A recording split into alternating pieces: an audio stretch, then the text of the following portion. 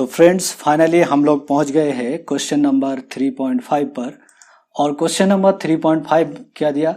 A jet airplane travelling at the speed of 500 किमी per hour ejects its products of combustion at the speed of 1500 km per hour relative to the jet plane.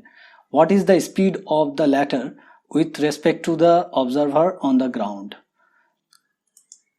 तो इस तरह का problem solve करने से पहले चलिए मैं थोड़ा आप लोगों को इसके बारे में इंट्रोडक्शन दे देता हूं। कैसे आप चेंज ऑफ रेफरेंस फ्रेम जब होगा कैसे आप प्रॉब्लम को हैंडल करेंगे। देखिए, मान लीजिए ये एक पार्टिकल है और ये पार्टिकल ऑन डायमेंशन में मूव कर रहा है, मतलब we are doing problems in motion in a straight line. So let us assume that this can move only in x axis, that means along the x axis or opposite to the x axis. Okay, now it can have various different position based on our choice of reference frame. Let us choose this one as a on reference frame. Okay, this is on reference frame, and at time t, let us say this distance is x dashed. Let us say x dashed. Okay, and let us name this frame s dashed.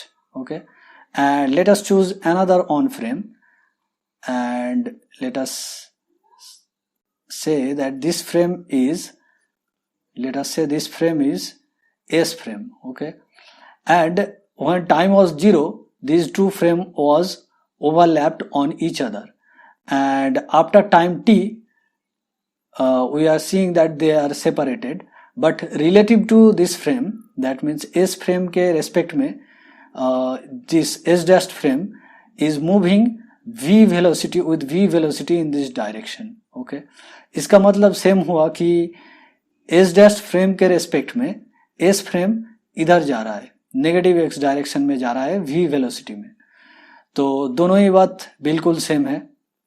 तो अब कुछ भी समझ सकते हैं कि ये दोनों ओवरलैप था और ये फ्रेम इधर मूव कर गया, या फिर आप सोच सकते हैं कि ये दोनों ओवरलैप था और इस फ्रेम से अगर हम लोग कैलकुलेट करेंगे तो ये फ्रेम मतलब इस frame has moved in this direction, and this distance is obviously how much?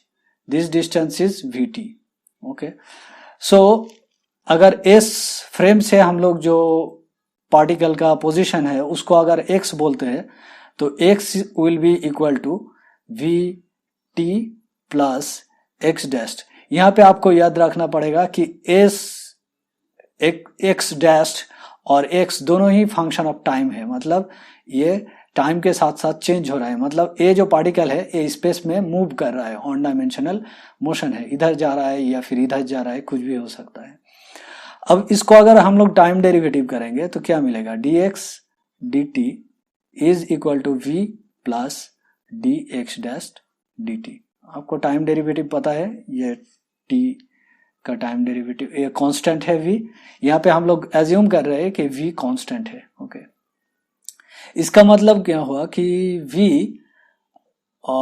p मतलब जो पार्टिकल है, ओके, पार्टिकल का velocity with respect to s equal to velocity of the s dashed frame with respect to s frame plus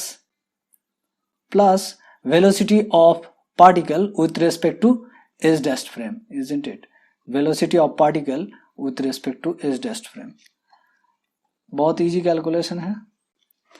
अब इसको हम लोग वो problem solve करने के लिए यूज करेंगे। जो प्रॉब्लम मैंने अभी पढ़ा आपको शायद याद हो गया। प्रॉब्लम ने ये बोला कि ये एक जेट है, मान लीजिए ये जेट मूव कर रहा है 500 किलोमीटर पर आवर स्पीड में इन दिस डायरेक्शन लेट अस से, और ऑब्वियसली जब फ्रेम नहीं बोला जाता है तो हम लोगों को समझना पड़ेगा कि this is with respect to earth. Okay, let us say this is earth surface. So earth surface में जो फिक्स्ड है फ्रेम, उस फ्रेम के रेस्पेक्ट में ये वेलोसिटी है 500 किमी पर आवर जेट का वेलोसिटी है। अब जेट से जो एग्जॉस्ट निकल रहा है, एग्जॉस्ट प्रोडक्ट, उसका वेलोसिटी कितना है, उसका वेलोसिटी ऑब्वियसली जेट के ऑपोजिट डायरेक्शन में होगा और वो है कितना 1500 किमी पर आवर, 1500 किमी per hour, but this is not with respect to earth, this is given with respect to this jet.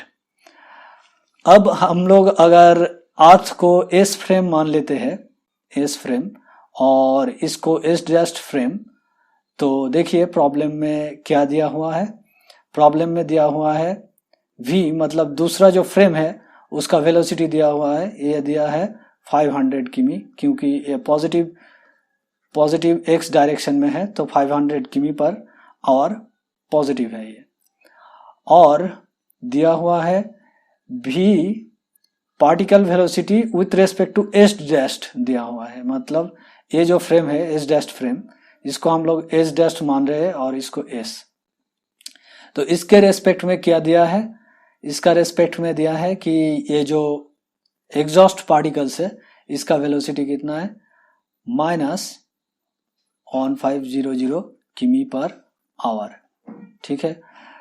तो VPS क्या होगा, VPS इसमें सिर्फ आपको वैल्यू पुट करना है, वैल्यू पुट करने से आपको मिलेगा 500 किमी पर आवर प्लस -1500 किमी पर आवर, ठीक है। तो आपको कितना मिलेगा, इक्वल टू -1000 किमी पर आवर। बहुत इजी प्रॉब्लम है ये सॉल्व करने के लिए, ठीक है। अब यहाँ पे मैंने पहले ही बता दिया कि आप ये भी सोच सकते हैं कि this frame is moving away from this frame, और ये भी आप सोच सकते हैं कि this frame is moving in this direction with respect to this frame, okay. इन दोनों केस में ये इक्वेशन बिल्कुल मतलब जाता है, मतलब बिल्कुल मैचिंग होता है, यही इक्वेशन लागू होगा, मतलब यही इक्वेशन एप्लीकेबल होगा, है ना। अब आप दूसरा भी कर सकते थे, यहाँ पे आप एस डैश्ड अगर ले लेंगे, इसको एस डैश्ड फ्रेम मान लेंगे और इसको एस फ्रेम मानेंगे, तो क्या होगा, इक्वेशन नेम चेंज करने से कुछ चेंज नहीं होता है, आपको सिर्फ यहाँ पे सही चीज बैठाना पड़ेगा, मतलब ए एक्स डैश्ड हो जाता, ए एक्स हो जाता है ना, और आपको चीजें सही से सही ढंग से विथ सही साइन अगर बैठाएंगे तो आपको सेम इक्वेशन मिलेगा, सेम वैल्यू मिल जाएगा, ठीक है। आप करके देख सकते हैं, इसमें कोई भी दिक्कत नहीं होता है। तो I hope that you understood this problem very well, and change of reference के फ्रेम के बारे में आप लोगों को थोड़ा बेटर अंडरस्टैंडिंग आ रहा होगा। Thank you for watching this video, I will see you soon in the next video.